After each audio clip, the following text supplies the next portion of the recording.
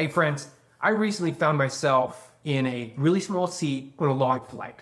But don't cry for me. I was sitting next to one of my best friend humans in the entire world, and we were off on a wonderful adventure together. And it turned out to be more than I could ever hope, and those memories are just with me, because that's what life's about.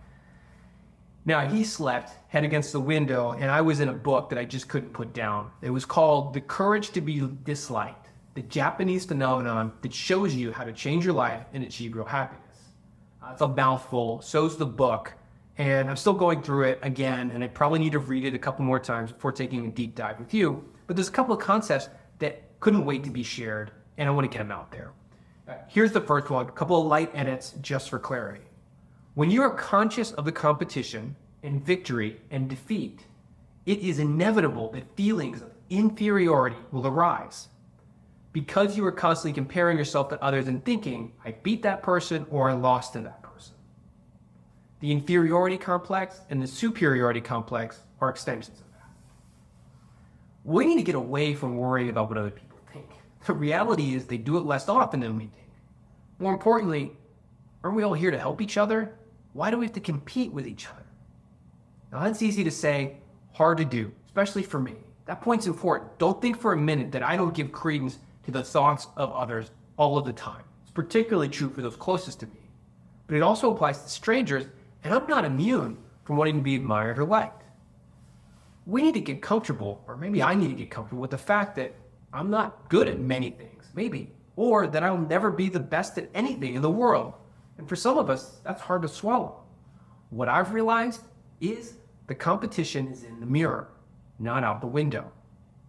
I was lucky. I had a grandma that told me I was special, and I believed her. And like most things the grandmas say, she was right. I am special.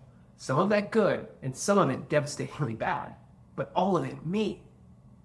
What I try to do is take my work really seriously, but not myself. Now that work, providing for myself and helping to provide for my family, gotta do it right.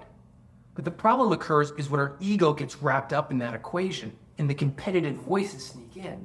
It's too easy to look around and become judgmental and envious. I do it, I'm not proud of it, I'm human.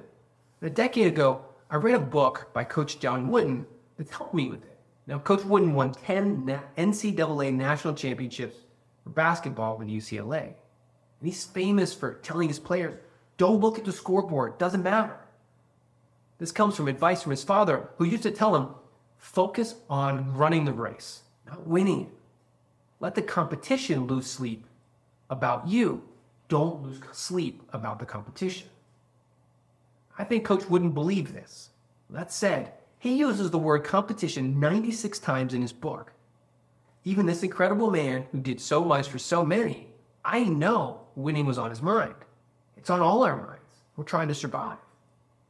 Wooden just accepted the natural tendencies to compete and then took action to nullify them. He took specific steps to ensure that he didn't get lost in the voices of competition. For example, he intentionally avoided using the word win or talking about beating the competition with his players. He felt, and I agree, the joys in the journey of pursuing absolute maximum of ability of yourself. Now, I also think it's because you can win the game doesn't mean you should play. We live in a society where what we do matters, particularly in this country.